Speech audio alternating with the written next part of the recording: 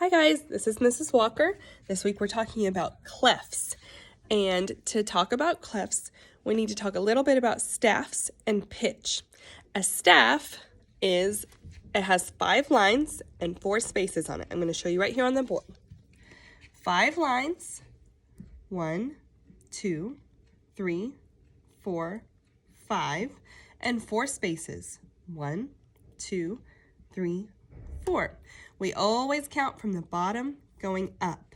1, 2, 3, 4, 5, 1, 2, 3, 4. 5 lines, 4 spaces.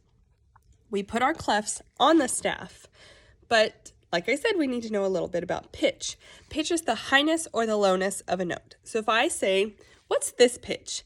La, you would say that pitch is high. Or if I say, what's this pitch? La, that pitch is low.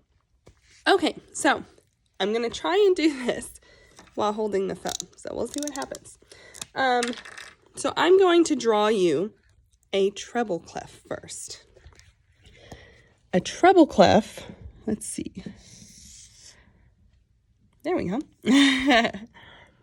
A treble clef is the upper notes and the higher notes, and it is also sometimes called the G clef because this little curly Q on the end wraps around the G line, but it's only the G line if it's a treble clef.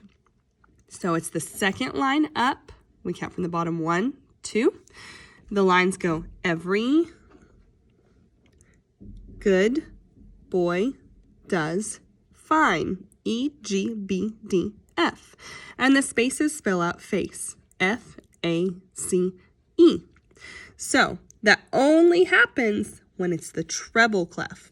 Treble clef is the right hand on the piano, usually. It is sometimes called the G clef. It is the higher notes. And this is what it looks like. The other clef we're going to talk about is called the bass clef. I have this dot on what will be the F line, a backward C with 2 more dots on each side of the F line.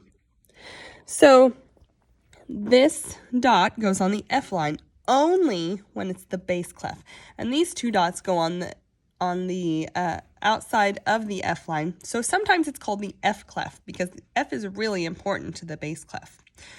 The lines go good boys do fine always.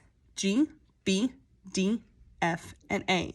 And then the spaces spell out all cows eat grass. A, C, E, G. Only when it's the bass clef. So we don't want to get those mixed up. G is the bottom line for a bass clef. And it's sometimes called the F clef because it's the low notes. So there's our treble clef and our bass clef.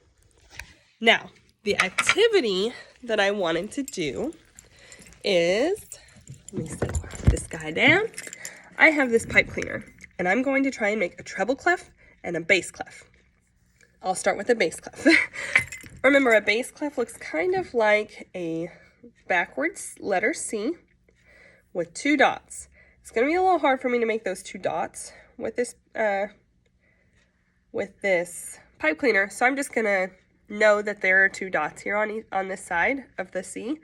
But here is my bass clef, and then I'm going to make a treble clef, and that may be interesting. So I start with a J, and then I'm going to make like a backwards S to go around it. So it's going to be a little bitty treble clef, but it'll be a cute one.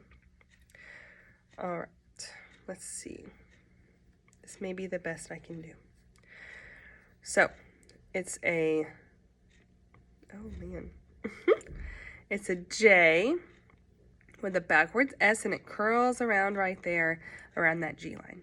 So you can do it with string, you can do it just drawing it, you can do it with a pipe cleaner, you can do it with noodles, anything like that. But I would love to see your treble clefs and your bass clefs.